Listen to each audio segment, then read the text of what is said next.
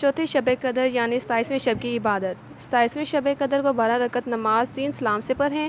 ہر رکعت میں سورۃ فاتحہ کے بعد سورۃ قدر 1 مرتبہ اور سورۃ اخلاص 7 مرتبہ پڑھیں اور سلام کے بعد 70 مرتبہ استغفار پڑھیں۔ استغفر اللہ ربی من کل ذنب واتوب الیہ۔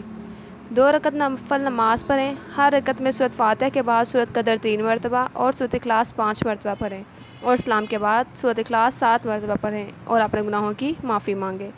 4 رکعت نماز 2 سلام سے پڑھنی ہے۔ ہر رکعت میں سورۃ فاتحہ کے بعد سورۃ تکاثر 1 بار اور سورۃ اخلاص 3 مرتبہ پڑھنی ہے۔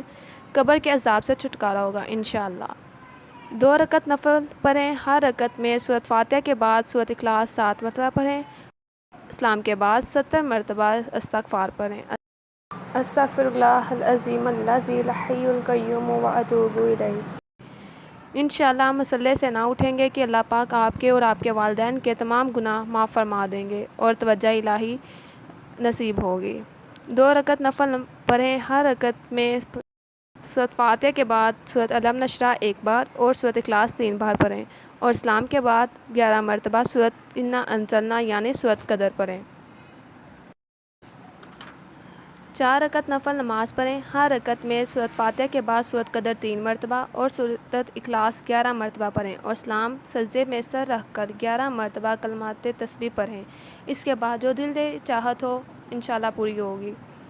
خاص وظیفہ 27ویں شب۔ 27ویں شب کو سورۃ ملک 7 مرتبہ پڑھنا بہت افضل ہے۔ 27ویں شب کو 7 حامیم 11 مرتبہ پڑھیں۔ یہ قبر کے عذاب اور گناہوں سے بچانے کے لیے بہت افضل ہے۔